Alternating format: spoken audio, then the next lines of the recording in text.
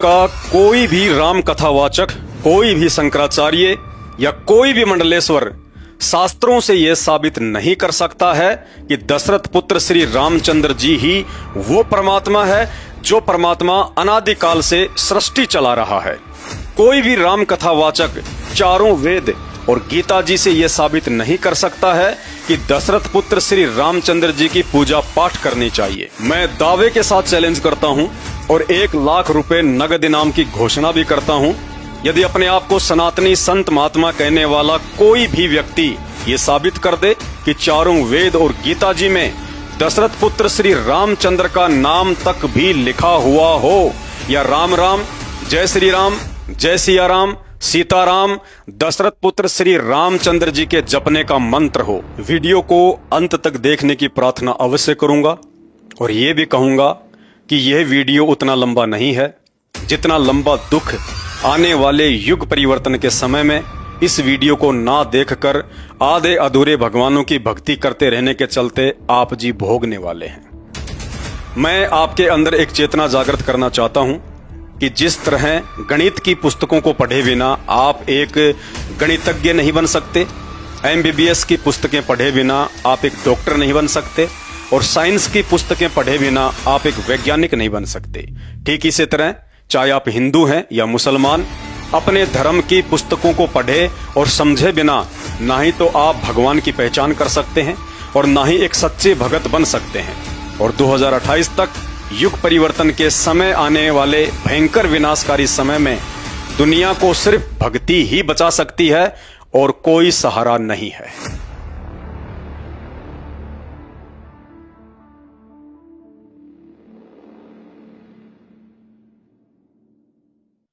जय जगत गुरु, जय भारत।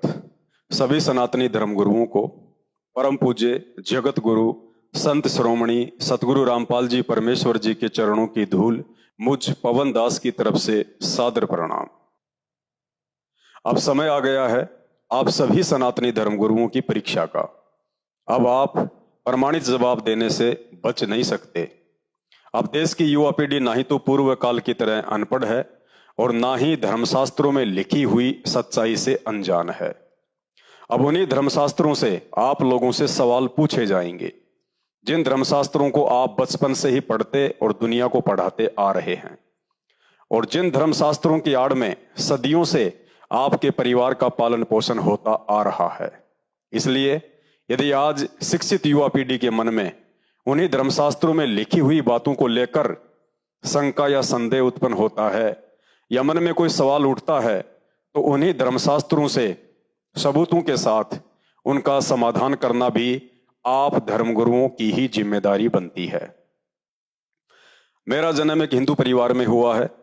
बचपन से ही रामायण और महाभारत सुनता आ रहा हूं, लेकिन जब अपनी आंखों से रामायण को पढ़ा तो पता चला कि दशरथ पुत्र श्री रामचंद्र जी के भगवान होने के विषय में जो बातें हमें बचपन में धर्मगुरुओं या कथावाचकों से सुनने को मिलती थी और टीवी सीरियल में हम देखा करते थे, यथार्थ में वे सब बातें धर्मशास्त्रों में लिखी हुई बातों से बिल्कुल भी मेल नहीं खाती हैं। धर्मगुरु कहते हैं कि दशरथ पुत्र श्री रामचंद्र जी परमात्मा हैं, सत्यनारायण हैं। इन्होंने ही सारे ब्रह्मांडों की रचना की है और संचालन भी कर रहे हैं। इनकी मर्जी के बिना ना ही तो दुनिया चलती है और ना ही पत्ता हिलता है।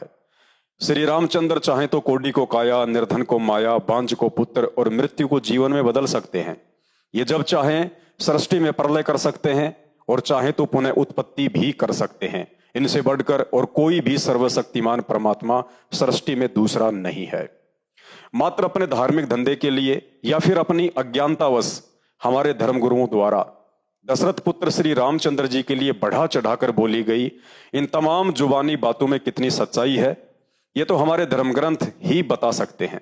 तो चलिए आज उन्हीं धर्म ग्रंथों में लिखी सच्चाई को आधार बनाकर मैं सभी सनातनी धर्म गुरुओं से सवाल करता हूं, यदि दशरथ पुत्र श्री रामचंद्र ही वास्तव में सृष्टि को रचने व चलाने वाले परमात्मा है और एकमात्र इन्हीं की भक्ति करनी चाहिए, तो आखिर इस विषय में हमारे धर्मशास्त्र क्या कहते हैं। भाई और बहनों, भक्ति का आधार होता है भगवान, अर्थात भक्ति तो उस समय शुरू की जाती है जब यह विश्वास हो जाए कि जिसकी मैं भक्ति शुरू करने जा रहा हूं वास्तव में वो भगवान है भी या नहीं, उस महापुरुष में भगवान वाला कोई लक्षण है भी या नहीं, वो महापुरुष मेरे जीवन में आने वाले संकटों का समाधान करने में सक्षम है भी या नहीं, वो महापुरुष मेरे मन की बात जानने वाला अर्थात अंतर्यामी भगवान है भी या नहीं, समय आने पर वो महापुरुष अपनी भक्ति की शक्ति को साबित करने में समर्थ है भी या नहीं, उसकी भक्ति में वो शक्ति है भी या नहीं जिससे मेरा मोक्ष संभव हो, उसका जीवन चरित्र मेरे से उत्तम है या नहीं जिस पर किसी को उंगली उठाने का मौका भी ना मिले। क्योंकि पवित्र गीता जी के अनुसार यह दुर्लभ मनुष्य योनि मात्र एक पूर्ण परमात्मा की पहचान करके केवल उसी की भक्ति करके मोक्ष प्राप्ति के लिए मिलती है। इसलिए दृढ़ होकर भक्ति पर लगने से पहले यह पहचान अति आवश्यक है कि मेरा इष्ट जिसकी भक्ति में शुरू करने जा रहा हूं, क्या वास्तव में वो एक पूर्ण परमात्मा है जिससे ऊपर सृष्टि में अन्य कोई भी देव महादेव नहीं है, सब उसी के अधीन होकर उसके नौकर बनकर सेवा करते हैं, या कोई उससे ऊपर भी परमात्मा है। तो चलिए ये सब जानने के लिए सबसे पहले हमें भगवान की परिभाषा से परिचित होना पड़ेगा कि भगवान किसे कहते हैं, और साथ ही यदि दशरथ पुत्र श्री रामचंद्र जी ही भगवान हैं तो भगवान के लक्षण श्री रामचंद्र जी की जीवन लीला से मेल करके देखते हैं कि वे कहां तक के भगवान हैं। पॉइंट नंबर 1, शास्त्र प्रमाण देते हैं कि दशरथ पुत्र श्री रामचंद्र जी विष्णु जी के अवतार थे, जबकि श्री मददेवी भागवत पुराण गीता प्रेस गोरखपुर से प्रकाशित कोड नंबर 1133 पहला स्कंद पेज नंबर 27 में श्री विष्णु जी खुद स्वीकार करते हैं कि मैं विष्णु पूर्ण परमात्मा नहीं हूं, मेरा तो जन्म हुआ है और मैं मरता भी हूं, तथा मैं विष्णु दुर्गा देवी से ऊपर किसी को नहीं जानता, उसी की पूजा करता हूं और उसी के अधीन होकर सृष्टि का पालन पोषण करने की जिम्मेदारी से बंधा हुआ हूं। अर्थात शास्त्रों से प्रमाणित हुआ कि श्री विष्णु जी भी पूर्ण परमात्मा अर्थात सृष्टि रचने और चलाने वाले एकमात्र सर्वशक्तिमान राम नहीं हैं, क्योंकि राम किसी के अधीन होकर कार्य नहीं करता और ना ही राम कभी जन्म व मृत्यु से बंधा हुआ होता है, जबकि दशरथ पुत्र श्री रामचंद्र जी तो मात्र श्री विष्णु जी की कुछ अंश शक्ति लेकर त्रेता युग में राजा दशरथ की पत्नी कौशल्या के गर्भ से जन्मे थे। राम शब्द तो मात्र उनके शरीर का नाम था, अर्थात उनकी पहचान थी, जैसे आप और हमारे शरीर के नाम होते हैं। इससे यह साबित हो जाता है कि श्री रामचंद्र जी वह समर्थ भगवान या राम नहीं है जिस राम की शक्ति से अनादिकाल से यह सृष्टि चलायमान है, जो राम जन्म मरण के चक्कर से हमेशा मुक्त होता है, जिस राम को संसार की कोई भी माता अपने गर्भ में रखने में समर्थ नहीं है।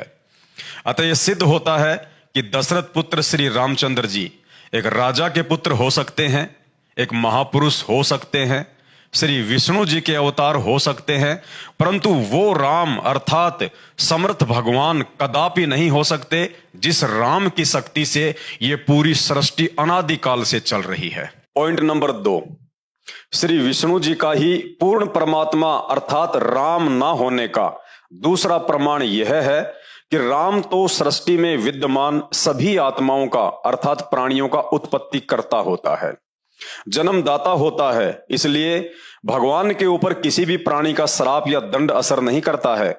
लेकिन शास्त्र प्रमाण देते हैं कि श्री विष्णु जी को उन्हीं के भगत नारद जी ने उन्हें हरि के रूप की जगह बंदर का चेहरा लगा देने पर क्रोध में आकर श्राप देकर 11,000 वर्ष तक श्री रामचंद्र रूप में दुख भोगने के लिए विवश कर दिया। अर्थात अपने ही भगत का श्राप जिसे भोगना पड़ जाए वो किसी भी सूरत में राम अर्थात सर्वशक्तिमान परमात्मा नहीं हो सकता, क्योंकि हमारे चारों वेद उस पूर्ण परमात्मा अर्थात राम की महिमा से युक्त हैं, जिसमें यजुर्वेद अध्याय नंबर 1 का मंत्र नंबर 15 और अध्याय नंबर 5 का मंत्र नंबर 1 बार बार यह गवाही दे रहा है कि परमात्मा घोर से घोर पापों का नाश कर देता है, परमात्मा जीव को किसी भी बंधन या श्राप से मुक्त कर देता है। अब यदि आप धर्मगुरुओं के अनुसार दशरथ पुत्र श्री रामचंद्र जी ही वह परमात्मा है जिसकी महिमा वेदों में लिखी हुई है, जो इंसान को सभी पाप कर्मों के बंधनों से मुक्त कर देता है, तो दशरथ पुत्र श्री रामचंद्र जी स्वयं नारद जी के श्राप से अपने आप को मुक्त क्यों नहीं कर पाए। अतः यह सिद्ध होता है कि दशरथ पुत्र श्री रामचंद्र जी एक राजा के पुत्र हो सकते हैं, एक महापुरुष हो सकते हैं, श्री विष्णु जी के अवतार हो सकते हैं, परंतु परम पुरुष अर्थात पूर्ण ब्रह्म परमात्मा कदापि नहीं हो सकते, जिनके ऊपर किसी का भी श्राप या दंड काम नहीं करता है। पॉइंट नंबर 3, भगवान अर्थात राम की परिभाषा में लिखा है कि वह स्वयंभू होता है, अर्थात किसी मां के गर्भ से जन्म लेकर उत्पन्न नहीं होता। वह सबको जन्म देने वाला अनादि पुरुष है, जबकि शास्त्र प्रमाण देते हैं कि श्री रामचंद्र जी ने राजा दशरथ की पटरानी कौशल्या के गर्भ से जन्म लिया था। इसलिए श्री विष्णु जी के अवतार श्री रामचंद्र जी वो राम अर्थात समर्थ परमात्मा कदापि नहीं हो सकता, जो भगवान किसी मां के गर्भ से जन्म ना लेकर जब चाहे, जहां चाहे, जिस रूप में चाहे, कहीं भी प्रकट होकर अपनी लीला करता है। अतः इससे भी सिद्ध होता है कि दशरथ पुत्र श्री रामचंद्र जी एक राजा के पुत्र हो सकते हैं, एक महापुरुष हो सकते हैं, श्री विष्णु जी के अवतार हो सकते हैं, परंतु वो स्वयंभू परमात्मा कदापि नहीं हो सकते, जो परमात्मा जन्म मरण से सर्वथा दूर होता है। पॉइंट नंबर 4, राम अर्थात समर्थ भगवान मर्यादा पुरुषोत्तम होता है। दशरथ पुत्र श्री रामचंद्र जी ने पिता की आज्ञा अनुसार वनवास में जाना अवश्य स्वीकार किया था, परंतु अपनी मर्जी से नहीं, बल्कि नारद जी के द्वारा दिए गए श्राप के दबाव में आकर 14 वर्ष का वनवास स्वीकार करना उनकी मजबूरी बन गई थी। यदि मात्र राजा दशरथ की इसी आज्ञा को मानने के कारण उन्हें मर्यादा पुरुषोत्तम की संज्ञा दी जाती है, तो यह सरासर गलत है, क्योंकि दूसरी तरफ उनकी माता कौशल्या भी आंसू बहा बहाकर उन्हें वनवास में ना जाने की आज्ञा दे रही थी, दुहाई दे रही थी, जिस आज्ञा को श्री रामचंद्र जी ने नजरअंदाज कर दिया था।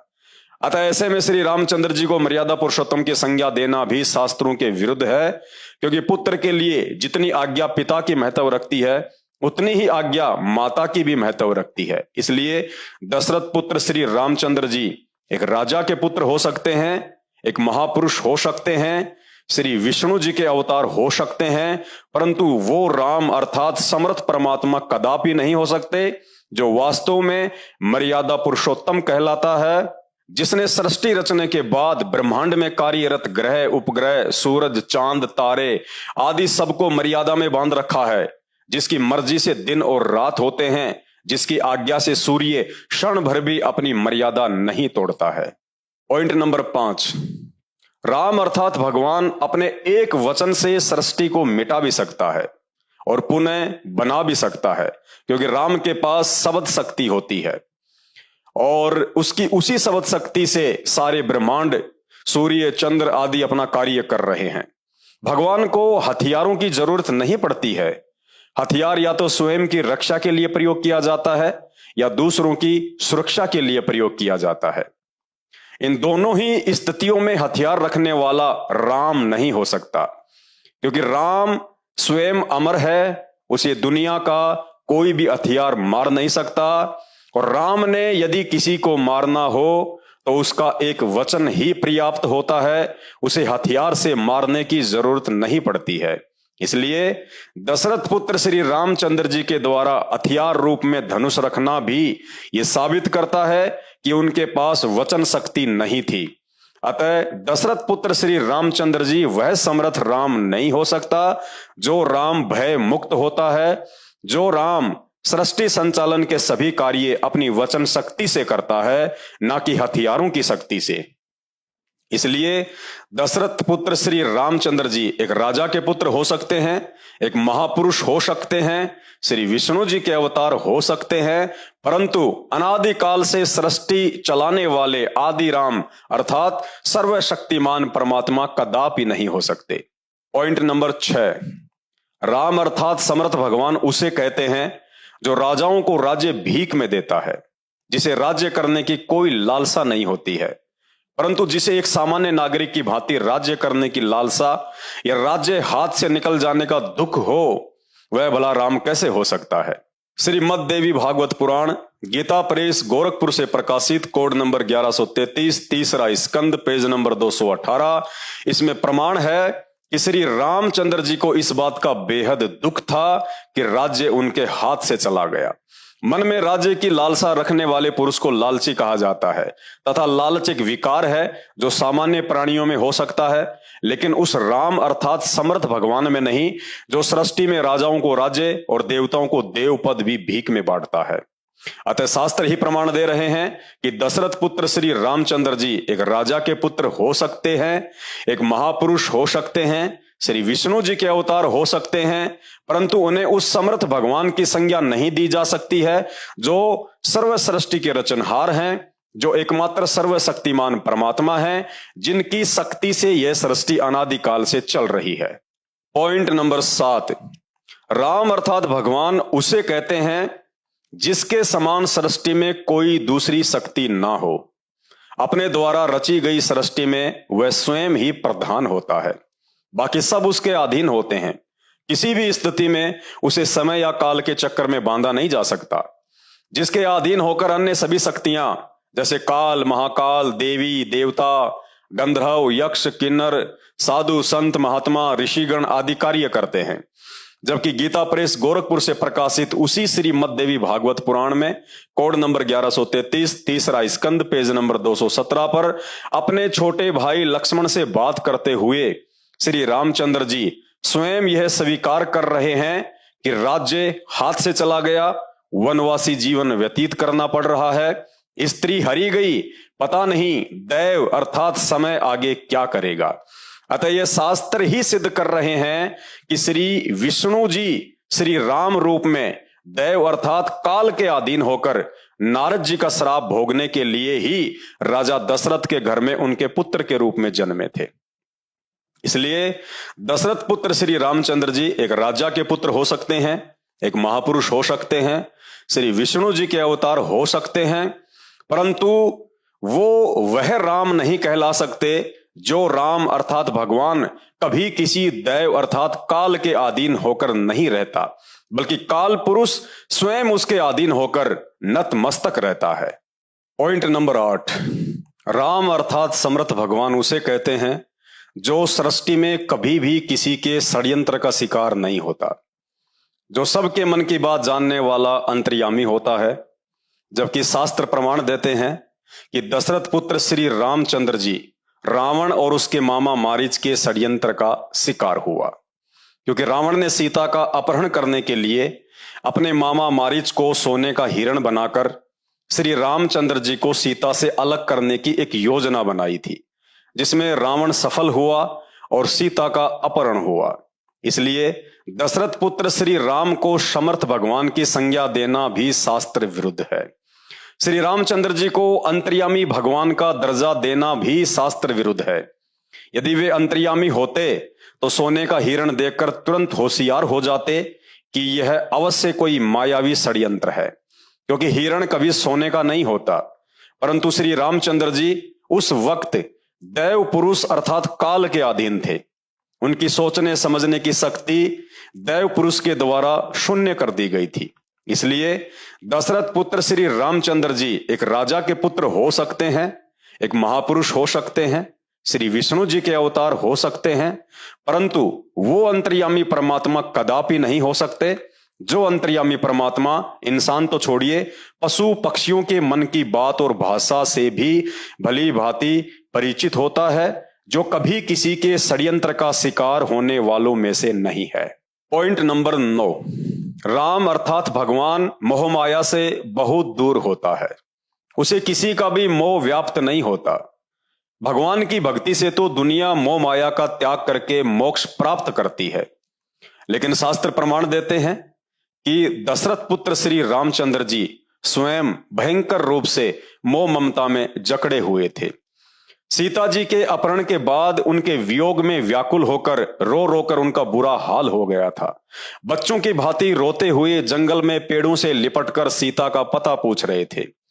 गीता प्रेस गोरखपुर से प्रकाशित उसी श्रीमद देवी भागवत पुराण के तीसरे स्कंद में पेज नंबर 218 पर स्पष्ट लिखा हुआ है कि श्री रामचंद्र जी विलाप करते हुए अपने छोटे भाई लक्ष्मण से कह रहे हैं कि हे लक्ष्मण, जानकी के बिना मेरी मृत्यु निश्चित है।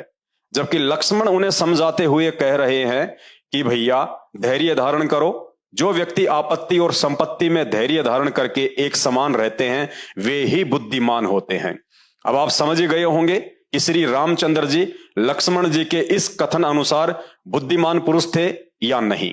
श्री रामचंद्र जी की पत्नी का तो मात्र अपहरण ही हुआ था, जिसे वापस भी लाया जा सकता था।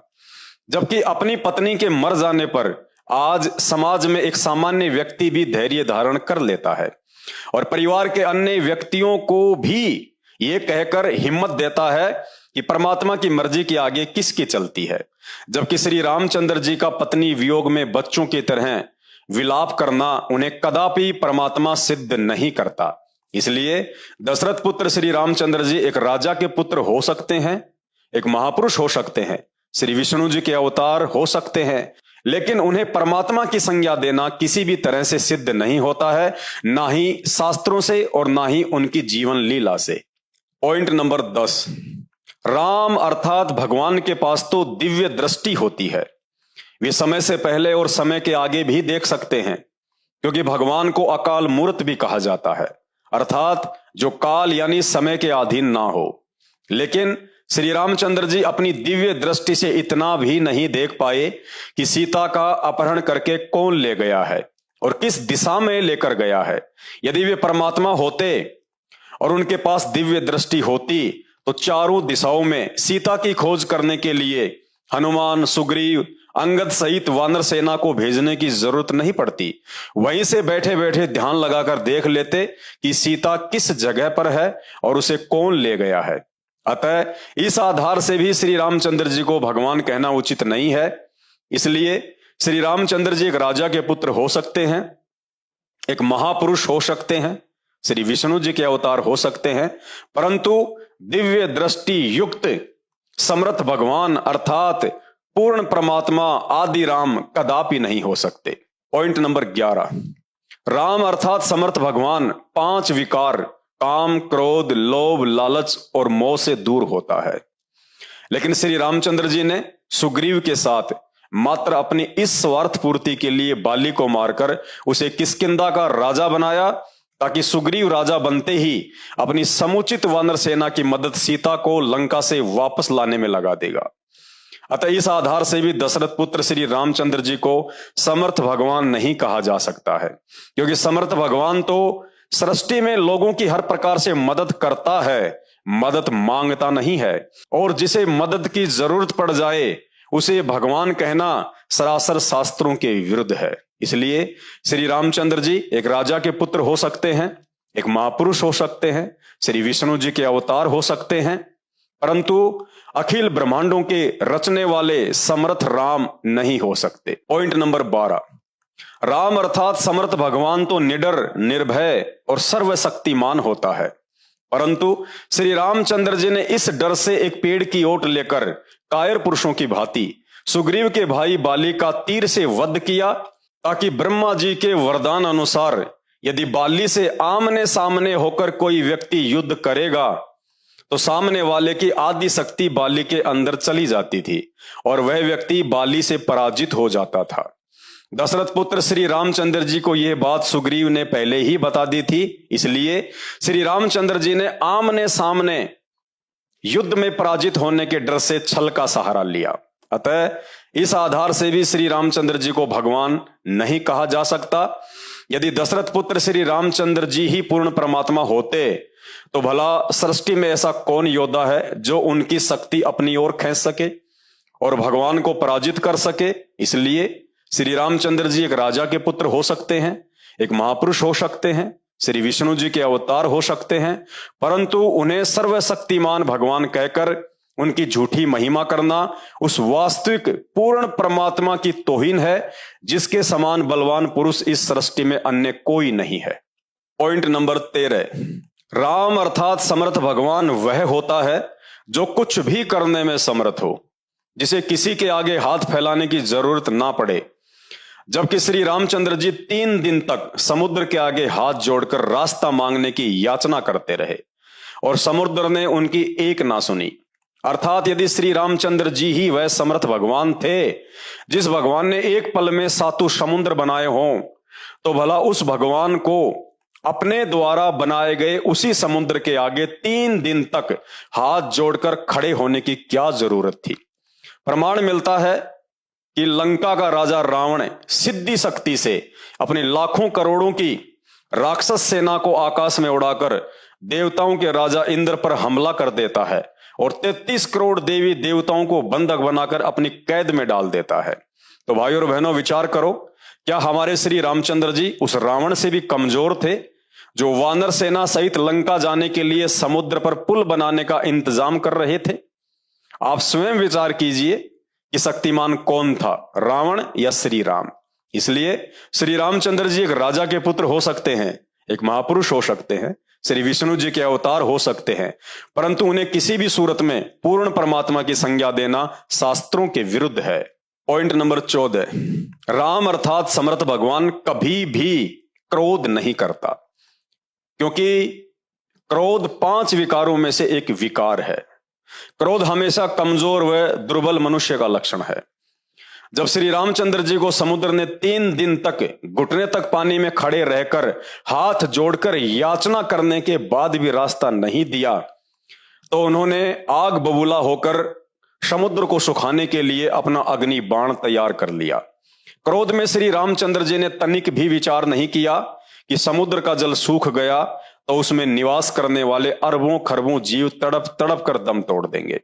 अर्थात श्री रामचंद्र जी क्रोध रूपी राक्षस के भी अधीन थे, जो कि भगवान का लक्षण नहीं होता है।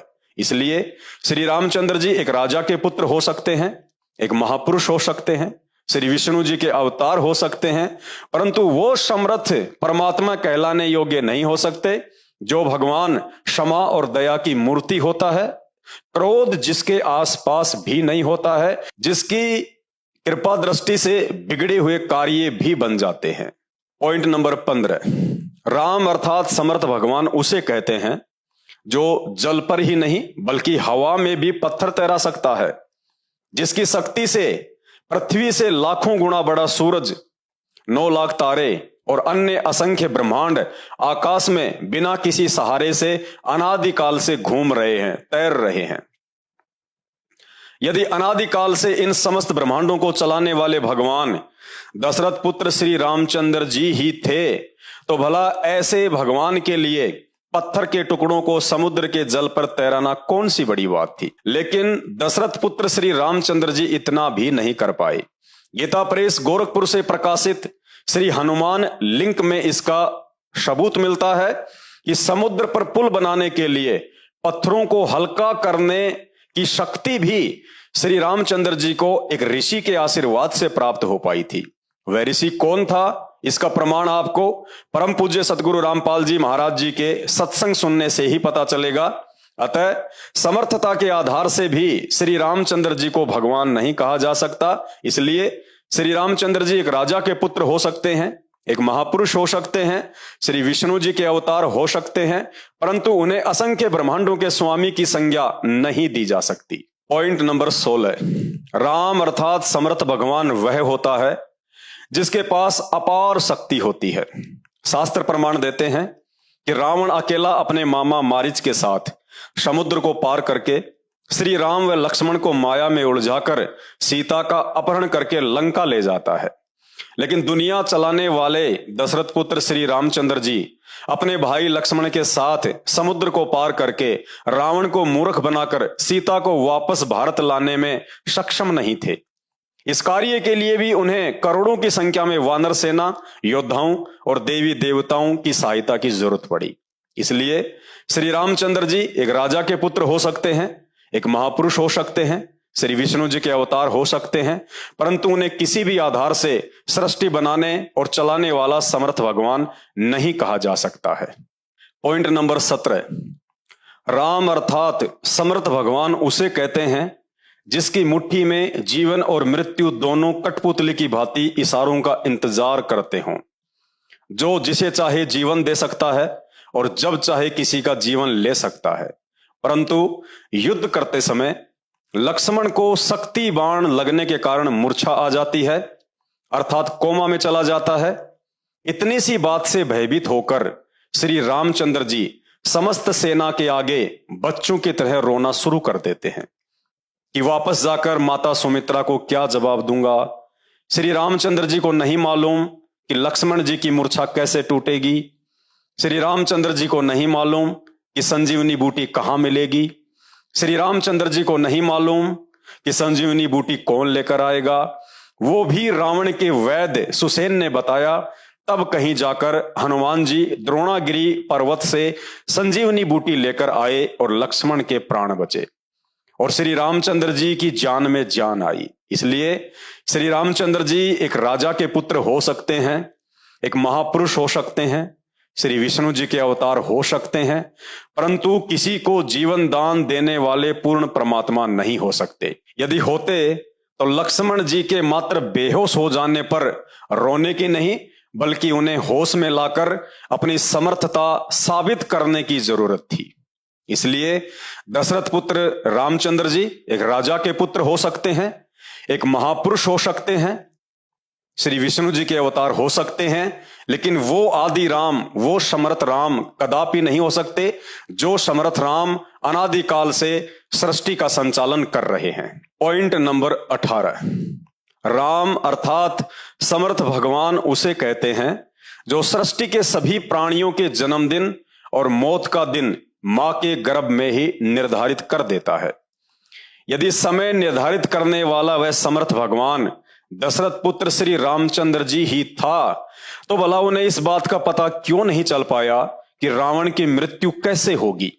जब श्री रामचंद्र जी अपना हर प्रयास करके थक गए तब विभीषण ने बताया कि इसकी नाभि में अमृत कुंड है, जब तक उसे बाण मारकर नहीं सुखाओगे तब तक रावण नहीं मर सकता।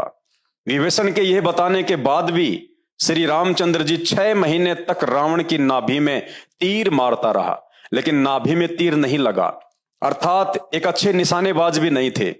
अंत में उसी ऋषि ने गुप्त रूप से श्री रामचंद्र जी का रूप बनाकर रावण की नाभि में तीर मारा था, जिस ऋषि ने समुद्र पर पुल बनाने के लिए अपनी शक्ति से पत्थरों को हल्का किया था।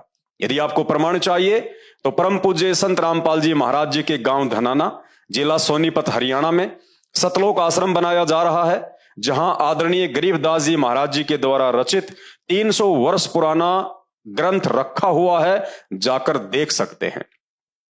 अतः दशरथ पुत्र श्री रामचंद्र जी एक राजा के पुत्र हो सकते हैं, एक महापुरुष हो सकते हैं, श्री विष्णु जी के अवतार हो सकते हैं, परंतु वो समर्थ भगवान नहीं हो सकते हैं जिसके हाथ में रावण तो छोड़िए 33 करोड़ देवी देवताओं की जन्म और मृत्यु का हिसाब किताब रहता है। पॉइंट नंबर 19, राम अर्थात समर्थ भगवान उसे कहते हैं जो संदेह या शक नहीं करता, क्योंकि संदेह वो करता है जिसे हकीकत का पता ना हो। भगवान सर्वज्ञानी और अंतर्यामी होता है, उनकी दृष्टि से कुछ भी छुपा हुआ नहीं होता है। परंतु महर्षि वाल्मीकि रामायण में स्पष्ट प्रमाण है कि युद्ध में रावण की मृत्यु के बाद श्री रामचंद्र जी अपनी ही पत्नी सीता के चरित्र पर संदेह व्यक्त करते हुए उन्हें यह कहकर वापस अयोध्या चलने के लिए मना कर देते हैं कि मैंने यह लड़ाई अपने खानदान पर लगे कलंक को मिटाने के लिए लड़ी है, ना कि तुम्हारे लिए। अतः इस आधार से भी श्री रामचंद्र जी को भगवान नहीं कहा जा सकता, क्योंकि अपने खानदान की इज्जत के लिए करोड़ों लोगों के जीवन को दांव पर लगाने वाला भगवान नहीं हो सकता है। ऐसे कर्म तो कोई स्वार्थी व्यक्ति ही कर सकता है। इसलिए श्री रामचंद्र जी एक राजा के पुत्र हो सकते हैं, एक महापुरुष हो सकते हैं, श्री विष्णु जी के अवतार हो सकते हैं, ना कि वो समर्थ पूर्ण परमात्मा जिसे किसी भी तरह की इज्जत और बेइज्जती का भय नहीं होता है।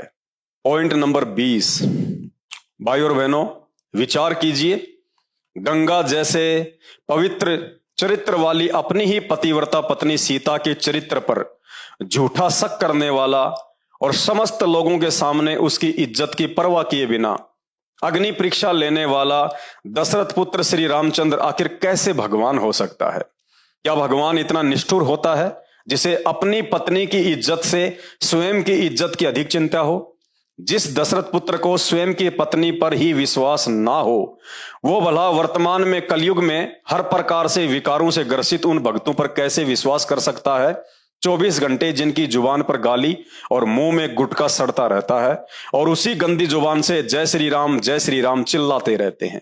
इसलिए दशरथ पुत्र श्री रामचंद्र जी एक राजा के पुत्र हो सकते हैं, एक महापुरुष हो सकते हैं, श्री विष्णु जी के अवतार हो सकते हैं, परंतु उस समर्थ परमात्मा का कभी भी दर्जा प्राप्त नहीं कर सकते हैं जो समर्थ भगवान अपने चाहने वालों की इज्जत रखने के लिए स्वयं बेइज्जत हो सकता है।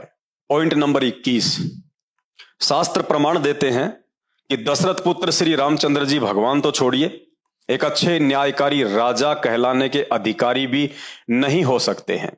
जरा सोचिए, वानर सेना की मदद से रावण की कैद से छुड़वाकर अयोध्या लाने के कुछ ही वर्षों के बाद एक धोबी के व्यंग कसने से अग्नि परीक्षा में पास हो चुकी अपनी ही गर्भवती पत्नी सीता को जंगल में दर दर की ठोकरें खाने के लिए अयोध्या से निकाल दिया गया। क्या यह कार्य किसी भी सूरत में एक न्यायकारी राजा कर सकता है, जबकि अनजाने में लोग उन्हें भगवान की संज्ञा देते हैं।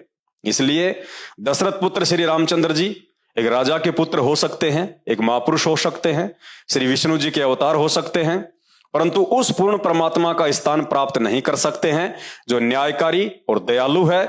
यहां ना चाहते हुए भी श्री रामचंद्र जी को नारद जी के द्वारा दिए गए श्राप के अधीन होकर निर्दोष सीता जी को दुख उठाने के लिए अयोध्या से जंगल में भेजना पड़ा, क्योंकि नारद जी ने श्राप दिया था कि जिस प्रकार तुम्हारी हरकत से मैं अपनी पत्नी के वियोग में दुखी हूं, उसी प्रकार तुम भी एक पूरा जीवन अपनी पत्नी से दूर रहकर मेरी तरह दुखी रहोगे। अर्थात श्री रामचंद्र जी नारद जी का दिया हुआ श्राप भोगने के लिए ही धरती पर आए थे, ना कि किसी का भला करने और भक्ति करवाकर दुनिया का उद्धार करने के लिए आए थे। इसलिए श्री रामचंद्र जी एक राजा के पुत्र हो सकते हैं, एक महापुरुष हो सकते हैं, श्री विष्णु जी के अवतार हो सकते हैं, लेकिन वो समर्थ राम नहीं हो सकते जिस सृष्टि रचने वाले राम के ऊपर किसी का भी श्राप या दंड काम नहीं करता है। पॉइंट नंबर 22, जिस दशरथ पुत्र श्री रामचंद्र जी को अंतर्यामी राम कहा जाता है, उसी रामचंद्र जी के राज दरबार में लव और कुश राम कथा सुनाकर श्री रामचंद्र जी से तीखे तीखे सवाल करते हैं, परंतु परमात्मा कहे जाने वाले दशरथ पुत्र श्री रामचंद्र जी के पास उनके एक भी सवाल का जवाब नहीं होता है। आखिर उन्हें शर्मिंदा होना पड़ता है और यह सोचने पर मजबूर होना पड़ता है कि उन्होंने सीता जी के साथ काल के अधीन होकर नारद जी के श्राप के चलते अन्याय किया है, जिसके लिए संसार में वे सदा निंदा के पात्र बने रहेंगे। दूसरी तरफ घट घट के वासी कहे जाने वाले श्री रामचंद्र जी यह भी नहीं जान पाते हैं कि कथा कहने वाले दोनों बालक उन्हीं के पुत्र हैं। अब आप ही बताइए, किस आधार से श्री रामचंद्र जी को भगवान मानकर अपने मोक्ष के लिए उनकी पूजा अर्चना की जाए। इसलिए श्री रामचंद्र जी एक राजा के पुत्र हो सकते हैं, एक महापुरुष हो सकते हैं, श्री विष्णु जी के अवतार हो सकते हैं, लेकिन कदापि वो समर्थ परमात्मा नहीं हो सकते हैं जो समर्थ परमात्मा केवल सुख देता है और किसी के भी साथ अन्याय नहीं करता है। पॉइंट नंबर 23, सोचिए, श्री रामचंद्र जी के अश्वमेघ यज्ञ का घोड़ा उन्हीं के पुत्र पकड़ लेते हैं। अंतर्यामी परमात्मा कहे जाने वाले श्री रामचंद्र जी अपने ही पुत्रों से युद्ध करने के लिए लाखों की सेना भी भेज देते हैं। श्री रामचंद्र जी की सेना पराजित भी हो जाती है। क्रोध से लाल होकर अंत में श्री रामचंद्र जी स्वयं सेना लेकर उस बच्चे से युद्ध करने के लिए अयोध्या से निकल पड़ते हैं। आमना सामना भी होता है और लज्जित भी होना पड़ता है, लेकिन ये नहीं जान पाते हैं कि वो दोनों बालक उसी के पुत्र हैं। चलिए, नहीं जान पाए तो ना सही, परंतु आप और हमारे लिए सोचने का विषय है, क्या अयोध्या के चक्रवर्ती राजा और विष्णु जी के अवतार कहे जाने वाले श्री रामचंद्र जी को दो छोटे छोटे बालकों से युद्ध करना शोभा देता है? लेकिन इसमें बेचारे रामचंद्र जी का कोई दोष नहीं था, क्योंकि नारद जी के श्राप के अधीन होकर उन्हें यह सब करने के लिए काल पुरुष विवश कर रहा था। इसलिए श्री रामचंद्र जी एक राजा के पुत्र हो सकते हैं, एक महापुरुष हो सकते हैं, श्री विष्णु जी के अवतार हो सकते हैं, परंतु ब्रह्मांड के वो समर्थ भगवान नहीं हो सकते हैं जो भगवान कभी किसी काल पुरुष के अधीन होकर मतिहीन कार्य नहीं करता है। सोचिए, जिस दशरथ पुत्र श्री रामचंद्र जी को अज्ञानतावश आपने परमात्मा मान लिया है, उसी विष्णु अवतार श्री रामचंद्र जी के लिए लक्ष्मण जैसे वफादार भाई ने 14 वर्ष का वनवास भोगा, स्त्री सुख व राज्य सुख का परित्याग किया। अंत में उसी लक्ष्मण को स्वयं श्री रामचंद्र जी ने ही दुर्वासा ऋषि के कहने पर मृत्यु दंड की सजा सुनाई। और शास्त्र प्रमाण देते हैं, श्राप के वशीभूत होकर बेचारे लक्ष्मण ने सरयू नदी में आत्महत्या की, जिसे शास्त्रीय भाषा में जल समाधि कहते हैं, ताकि इस सत्य से पर्दा ना उठ सके। अब आप ही बताइए, श्री रामचंद्र जी किस आधार से भगवान हो सकते हैं? भगवान तो ऐसे स्वामी भक्त वफादार भाई के श्राप को पल में काट सकता है। भगवान उसी शक्ति को कहते हैं जो होनी को अनहोनी और अनहोनी को होनी में बदल दे। परंतु यहां भगवान कहे जाने वाले श्री रामचंद्र जी अपने भाई को श्राप मुक्त करने की बजाय उन्हें उल्टा मृत्यु दंड की सजा सुना रहे हैं। तो फिर कलयुग में हर तरह विकारों से युक्त नशेड़ी, शराबी, कबाबी, मांसाहारी, रिश्वतखोर, व्यभिचारी और भ्रष्टाचारी जैसे मलिन कार्यों में लिप्त और साथ में राम नाम की माला जपने वाले अंधों को श्री रामचंद्र जी कैसे माफ कर सकते हैं और कैसे उनकी भक्ति से वे उन्हें कर्मों से मुक्त कर सकते हैं? इसलिए श्री रामचंद्र जी एक राजा के पुत्र हो सकते हैं, एक महापुरुष हो सकते हैं, श्री विष्णु जी के अवतार हो सकते हैं, परंतु किसी भी सूरत में उन्हें भगवान की, परमात्मा की संज्ञा नहीं दी जा सकती है। जो परमात्मा भक्ति करने वाले भगत के घोर से घोर पाप कर्मों का सत्यानाश करके उसे सुखी जीवन प्रदान करता है। पॉइंट नंबर 25, दशरथ पुत्र श्री रामचंद्र जी को ना ही तो शास्त्रीय आधार से पूर्ण परमात्मा की संज्ञा दी जा सकती है और ना ही सामाजिक आधार से। श्री रामचंद्र जी के ही शासनकाल में एक शंबुक नाम का व्यक्ति, जिसे शूद्र कहा जाता है, स्वर्ग प्राप्ति के लिए कठोर तप कर रहा था।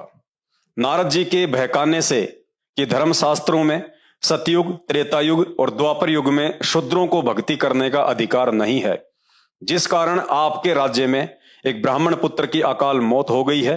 हे राजन, जब तक आप उस शूद्र पुत्र शंबुक को दंड नहीं देंगे तो आपके राज्य में इसी तरह अकाल मौतें होती रहेंगी। भाइयों और बहनों, श्री रामचंद्र जी ने शास्त्र ज्ञानहीन नारद की बातों में आकर शंबुक की गर्दन तलवार से काट डाली, जबकि उस समय तक ना ही तो पुराण लिखे गए थे और ना ही गीता जी। सिर्फ 4 वेद ही विद्यमान थे और उन चारों वेदों में कहीं भी इस तरह का घटिया प्रमाण आपको देखने को नहीं मिलेगा कि शूद्रों को कलयुग के अलावा अन्य किसी भी युग में भक्ति नहीं करनी चाहिए। बल्कि वेद तो इस बात की गवाही देते हैं कि मनुष्य शरीर सिर्फ और सिर्फ भक्ति करके मोक्ष प्राप्ति के लिए ही मिलता है। मानव जन्म पाए कर जो नहीं रटे हरि नाम, जैसे कुआं जल बिना फिर बनवाया क्या काम। अब आप ही बताइए, एक तरफ तो आप कहते हैं कि सभी को राम की भक्ति करनी चाहिए और उधर भक्ति करने वाले को स्वयं राम ही मौत के घाट उतार रहे हैं। भक्ति करने वाले शंबुक को अकारण ही मृत्यु दंड देने वाले श्री रामचंद्र जी को आप किस आधार से प्रमाण देकर परमात्मा साबित कर सकते हैं? इसलिए श्री रामचंद्र जी एक राजा के पुत्र हो सकते हैं, एक महापुरुष हो सकते हैं, श्री विष्णु जी के अवतार हो सकते हैं, परंतु उस दयालु भगवान का दर्जा कभी भी प्राप्त नहीं कर सकते हैं जो दयालु भगवान भक्ति करने वाले साधकों से प्रसन्न होता है, ना कि उन्हें मृत्यु दंड देता है। पॉइंट नंबर 26, भाइयों और बहनों, पैदा होने से लेकर मरने तक सिवाय लड़ाई झगड़े और मारपीट के यदि एक भी कोई धर्म या देश हित का कार्य दशरथ पुत्र श्री रामचंद्र जी ने किया हो तो कोई भी धर्मगुरु, राम कथावाचक या राम भगत शास्त्रों से प्रमाण करके दिखाए। रावण के साथ युद्ध किया तो अपने स्वार्थ के लिए किया, क्योंकि अपनी पत्नी को छुड़वाना था। ना ही राम रावण युद्ध कोई राष्ट्र हित में लड़ा गया युद्ध था कि रावण ने भारत की सीमाओं पर अपना अधिकार जमा लिया था और रामचंद्र जी ने भारत की सीमाओं को रावण के कब्जे से छुड़वाने के लिए युद्ध लड़ा हो। ना ही राम रावण युद्ध कोई धर्म युद्ध था कि रावण मांस खाने के लिए भारत से गायों की तस्करी करवाता था। श्री रामचंद्र जी ने कभी भी किसी मुर्दे को जीवन दान दिया हो तो बता दीजिए। शंभुक को मारने के बाद उस ब्राह्मण के पुत्र को इंद्र ने जीवित किया, ना कि श्री रामचंद्र जी ने। रही बात अहिल्या की, तो अहिल्या को पुनः स्त्री रूप धारण करने का वरदान उसी के पति गौतम ऋषि ने दिया था। श्री रामचंद्र जी ने गौतम ऋषि के वरदान के अधीन होकर केवल शिला पर अपनी खड़ाऊ झाड़ी थी। यदि श्री रामचंद्र जी में किसी को जीवन दान देने की शक्ति होती तो युद्ध में लक्ष्मण सिर्फ बेहोश हुआ था, मरा नहीं था। लेकिन श्री रामचंद्र जी उसे बेहोशी से भी बाहर नहीं निकाल पाए। वो काम भी रावण के वैद्य ने किया। तो सोचिए श्री रामचंद्र जी अहिल्या को कैसे जीवन दान दे सकते थे। उन्होंने अपने जीवन काल में किसी रोगी का शरीर स्वस्थ किया हो तो बता दीजिए। उन्होंने किसी बांझ स्त्री को पुत्र प्राप्ति का आशीर्वाद दिया हो तो प्रमाण दे दीजिए। बल्कि इसके विपरीत उन्होंने आजीवन सभी को दुख अवश्य दिया। श्री रामचंद्र जी को पुत्र रूप में प्राप्त करके आजीवन उनके पिता राजा दशरथ महादुखी रहे और वनवास के समय पुत्र के वियोग में महल की छत से गिरकर गर्दन टूटने के कारण उनकी दर्दनाक अकाल मौत हुई। श्री रामचंद्र जी को पुत्र रूप में प्राप्त करके आजीवन उनकी माता कौशल्या दुखी रही। श्री रामचंद्र जी को भाई के रूप में प्राप्त करके आजीवन उनके भाई दुखी रहे और लक्ष्मण जी को मृत्यु दंड भी प्राप्त हुआ। श्री रामचंद्र जी को पति रूप में प्राप्त करके आजीवन सीता ने दुखों का पहाड़ उठाया। श्री रामचंद्र जी को पिता रूप में प्राप्त करके लव व कुश ने कभी भी उनको हृदय से पिता स्वीकार नहीं किया और ना ही अयोध्या में निवास किया। स्वयं श्री रामचंद्र जी ने आजीवन सुख का सांस नहीं लिया। एक राजा होने के बावजूद जिसकी पत्नी और बच्चे जंगल में वनवासी का जीवन भोग रहे हों, ऐसा व्यक्ति राजा तो क्या देवता होकर भी सुखी नहीं रह सकता। राजा होने के बावजूद जिसे अपने ही निर्दोष भाई को मृत्यु दंड देना पड़े, वह व्यक्ति सौपन में भी सुखी नहीं हो सकता। चक्रवर्ती राजा होने के बावजूद जिसे अपने ही पुत्रों के सामने शर्मिंदा होना पड़ जाए, वह व्यक्ति कभी भी सुखी नहीं हो सकता। और अंत में अपने ही पुत्रों से शर्मिंदा होकर, हर प्रकार से दुखी होकर श्री रामचंद्र जी का मनोबल इतना टूट चुका था कि उन्होंने काल प्रेरणा से आत्महत्या करने का फैसला किया और सरयू नदी में छलांग लगाकर अपने जीवन को समाप्त किया, जिसे शास्त्रीय भाषा में जल समाधि कहा जाता है। भाइयों और बहनों, सोचिए किस आधार से उन्हें परमात्मा की संज्ञा देकर उनकी भक्ति से मोक्ष की उम्मीद कर सकते हैं। जिसका स्वयं का मोक्ष नहीं हुआ, उनकी भक्ति से आपका मोक्ष कैसे संभव है। जिन्होंने स्वयं आजीवन सुख का सांस नहीं लिया, उनकी भक्ति से आप कैसे सुखी रह सकते हैं। भारत देश के सभी सनातनी धर्मगुरुओं से मेरा आग्रह है, अब शिक्षित समाज के सामने आप धर्मगुरुओं का यह बेतुका तर्क भी कुछ काम आने वाला नहीं है कि उन्होंने ये सब लीला करके एक आम नागरिक का जीवन जीकर दिखाया। यदि उन्होंने लीला करके आम आदमी का ही जीवन जीकर दिखाया है और सारी उम्र आम आदमी वाले ही कार्य किए हैं, तो उन्हें भगवान मानकर पूजा करना कौन सी समझदारी है। उन्हें आम आदमी की तरह ही लेना चाहिए। मैं तो यहां तक कहूंगा कि उन्होंने आम आदमी की लीला भी अच्छे से नहीं निभाई। वो लीला किस काम की, जिस लीला के चक्कर में स्वयं के खानदान का सत्यानाश हो गया और ना ही समाज को कुछ अच्छा सीखने को मिला। क्योंकि आम आदमी भी अपनी एक पत्नी के लिए करोड़ों लोगों के जीवन को दांव पर नहीं लगाता, जो दशरथ पुत्र श्री रामचंद्र जी ने किया। आम आदमी कभी भी अपनी पत्नी पर इस तरह शंका करके उसे समाज में बेइज्जत नहीं करता है, जिस प्रकार दशरथ पुत्र श्री रामचंद्र जी ने किया। आम आदमी कभी भी अपनी गंगा जैसे पाक चरित्र वाली पत्नी को किसी समाज के व्यक्ति के कहने से घर से निष्कासित नहीं कर सकता, जैसा कि श्री रामचंद्र जी ने किया। आम आदमी कभी भी अपने बच्चों के साथ युद्ध नहीं करता, जैसा कि श्री रामचंद्र जी ने किया।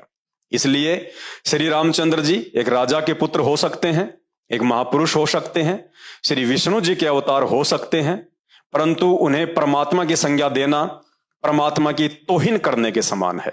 भाई और बहनों, अब एक छोटा सा संदेश है, आप सभी भगत भाई बहन ध्यान से सुनिए और मेरे द्वारा ये जो वीडियो बनाया गया है इस मकसद को समझिए और अपने इस मानव जीवन को सफल बनाइए। आने वाला समय 2028 युग परिवर्तन का समय है, भयंकर महाविनाश का समय है और उस महाविनाश के समय में केवल और केवल भक्ति बचा सकती है। और भक्ति के लिए यह आवश्यक है कि सबसे पहले आप भगवान की पहचान करें, परमात्मा की पहचान करें। भक्ति तो उसके बाद शुरू होगी। भाई और बहनों, 2 घंटे से मुझे थूक बिलोने का कोई शौक नहीं है। आप भी अपने कीमती समय में से थोड़ा बहुत समय निकाल के ये वीडियो देख रहे हैं, तो ये वीडियो देखने का फायदा उसी समय है जब आप संत रामपाल जी के सत्संग सुनना शुरू करें। क्योंकि आज इस पूरी धरती पर केवल एक ही परम संत है, बाकी कोई संत इस धरती पे नहीं है। और जितने भी संत हैं ये धर्म गुरु हैं, इनको अपने स्वयं के धर्म के विषय में पूरी जानकारी नहीं है, इनको स्वयं के धर्म ग्रंथों के विषय में पूरी जानकारी नहीं है। हिंदू धर्म गुरुओं को गीता जी और वेदों के विषय में पूरी और सच्ची जानकारी नहीं है। मुल्ला और मौलवियों को मुसलमान धर्म के विषय में, कुरान शरीफ के विषय में, तौरेत जबूर और इंजिल के विषय में पूरी जानकारी नहीं है। जितने भी पादरी और पास्टर हैं, इनको बाइबल के विषय में पूरी जानकारी नहीं है। सिखों को गुरु ग्रंथ साहिब के विषय में जानकारी नहीं है, ना ही बौद्ध और जैन समाज को अपने अपने धर्म ग्रंथों की जानकारी है। ये सारी जानकारी संत रामपाल जी ने सभी धर्म के मानने वालों को दी है। आपने उनके सत्संग सुनने पड़ेंगे और सत्संग सुन के आप विचार कीजिए कि आपको मानव जन्म क्यों मिला है। परमेश्वर कहते हैं, मानव जन्म पाए के जो नहीं रटे हरि नाम, और जैसे कुआं जल बिना फिर बनवाया क्या काम। ये 84 लाख योनियों से भिन्न एक मानव शरीर हमारी को केवल और केवल भक्ति के लिए मिलता है। अन्य योनियों में जाके महादुख भोगने से बचने के लिए मिलता है। और यह केवल उसी समय संभव है जब हम एक परमेश्वर की भक्ति करें। और एक परमेश्वर की जानकारी वर्तमान में पूरी पृथ्वी पे यदि किसी धर्मगुरु के पास में है तो केवल परम पूज्य सतगुरु रामपाल जी भगवान के पास में है। और जब तक आप उनके सत्संग नहीं सुनेंगे, आप उनके विचारों से परिचित नहीं होंगे, तब तक ऐसे ही आप अपना ये अनमोल मानव जन्म बर्बाद करते रहेंगे। और आज मानव जन्म में आप कितने सुखी हैं बिना भक्ति और भगवान के। और कल को जब ये शरीर छूटेगा, हम 84 लाख योनियों में जाएंगे, उस समय हमारे साथ में क्या बीतेगी। आज आप एक गधे का जीवन देख लीजिएगा, आज आप एक बैल का जीवन देख लीजिएगा, कितना महादुख भोगता है। सारा दिन खेत में चलता है, गाड़ी में उसको किसान जोतता है। एक गधा सारे दिन ईंट के भट्ठे के ऊपर कितनी मेहनत करता है, सारा दिन ईंटें ढोते रहता है। अन्य पक्षी देख लीजिए, पशु देख लीजिए, एक कुत्ता देख लीजिए, सर में कीड़े पड़ जाएं, पूरे शरीर पे उसके खुजली हो जाए, एक्सीडेंट में उसका पैर कट जाए, कितने दुख भोगते हैं। आप और हमारे ऊपर तो छोटी मोटी कोई भी आपत्ति आती है, हम तो तुरंत अपने किसी रिश्तेदार को बता दें, कहीं से सहायता प्राप्त कर लें, मेडिकल प्राप्त कर लें, हॉस्पिटल में चले जाएं।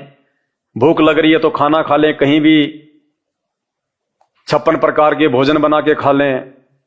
और कल को जब भक्ति सही नहीं करेंगे, और ये तो विधान है परमात्मा का, ये मोटे मोटे ग्रंथ भगवान ने कोई ऐसे थोड़े ना लिखवाए, मजाक में थोड़े लिखवाए। चारों वेद और ये गीता जी, ये पुराण, इनमें भक्ति और भगवान के विषय में जानकारी है।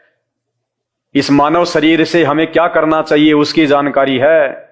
और यदि हमने वो कार्य नहीं किया, संत रामपाल जी की शरण में आके एकमात्र पूरे विश्व में उस तत्वदर्शी संत की शरण प्राप्त करके यदि हमने एक परमात्मा की भक्ति नहीं की, तो अगला जन्म 84 लाख योनियों का। फिर हमें ना कोई सत्संग के विषय में बताएगा, ना कोई समझाएगा, ना हम समझने के लायक रहेंगे। कहते मात पिता मिल जाएंगे लख 84 माही, सतगुरु की सेवा और भक्ति ये फेर मिलन की नाही। आज अनजाने में लोग कहते हैं माता पिता ही हमारे गुरु हैं, माता पिता ही हमारे गुरु हैं। बहुत अच्छी बात है, वो भी गुरु हैं, उन्होंने भी आपको जीवन जीना सिखाया है, बचपन में आपको शिक्षाएं दी हैं। लेकिन बिना आध्यात्मिक गुरु के वो माता पिता भी मरने के बाद 84 लाख योनियों में जाएंगे और आप भी 84 लाख योनियों में जाएंगे।